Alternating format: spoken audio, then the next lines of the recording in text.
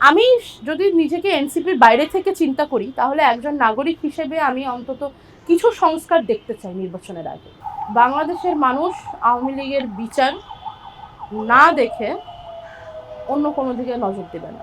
আমি খুব করে জুলাইয়ের পর থেকে যেটা চাই সেটা হচ্ছে আর কখনো জুলাইয়ের মতো পরিস্থিতি না ঘটে। কবে নির্বাচন চান?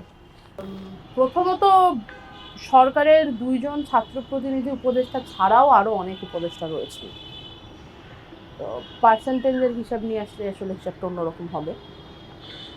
আর দলের পক্ষ থেকে যা বলা হচ্ছে না হচ্ছে সেটার ব্যাখ্যা দলীয় বিবৃতিতে আপনারা পাবেন। আমি যদি নিজেকে এনসিপির বাইরে থেকে চিন্তা করি তাহলে একজন নাগরিক হিসেবে আমি অন্তত কিছু সংস্কার দেখতে চাই নির্বাচনের আগে।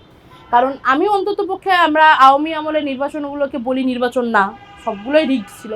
স্টিল এই নির্বাচনের টাইমে মানে আগে এবং পরবর্তীতে দেশে যে বিপুল ক্যাওয়েটিক মোমেন্ট তৈরি হতো, আমার মনে হয় না বাংলাদেশ আবার সেই সিচুয়েশনের মধ্যে দিয়ে এক্ষুনি যাওয়ার জন্য প্রস্তুত। কিছু বেসিক সংস্কার আগে হওয়া দরকার।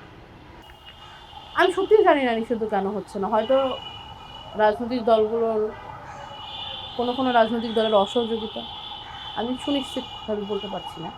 তবে এটা বলতে পারি বাংলাদেশের মানুষ আওয়ামী লীগের বিচার না দেখে অন্য কোনো দিকে নজর দেবে না। আর আপনি কি নির্বাচনের কথা বলছেন? না, আমি নির্বাচনের কথা বলছি না, আমি সবকিছুর কথা বলছি। একদম। কারণ আওয়ামী লীগ যে গণহত্যা চালিয়েছে, এবং শুধু জুলাই তো নয়, আওয়ামী লীগ তার শাসন আমলেও আমরা 3-4টা গণহত্যা দেখেছি। এতগুলো জেনোসাইডের পর আমার মনে হয় না বাংলাদেশের মানুষ আর কোনো পরিস্থিতিতেই আওয়ামী লীগকে ক্ষমা করতে পারে, কিংবা আওয়ামী লীগকে তারা পুনরায় বাংলাদেশের রাজনীতিতে দেখতে চায়। সরকারের প্রতি আহ্বানের কথা যদি বলেন, আমি বলতে চাই ইন্টারিম গভর্নমেন্টের বৈধতাই জুলাই, ইন্টারিম গভর্নমেন্টের বৈধতাই জনতা। তো জুলাই এবং জনতাকে ধারণ করে।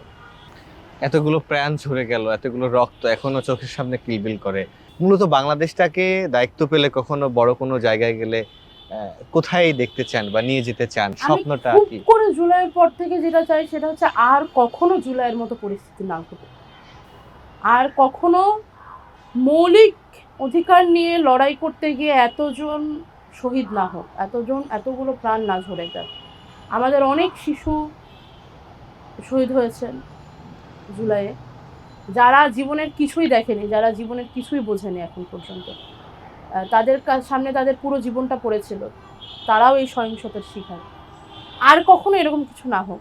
তো বাংলাদেশকে নিয়ে যদি বলেন যে সামনের দিনের প্রত্যাশা, তাহলে ওইটুকু অধিকার নিশ্চিত হোক যেইটুকু হলে এই ধরনের ঘটনা আর ঘটবে না।